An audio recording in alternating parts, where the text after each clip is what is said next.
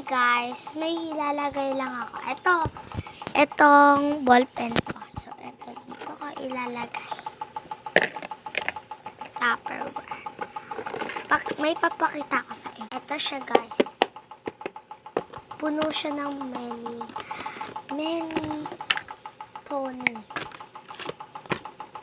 So, magsabi kayo kayo. Magsabi kayo sa mama ko kung gusto niya. So, may aso kami. Papakita ko sa inyo. Ayan.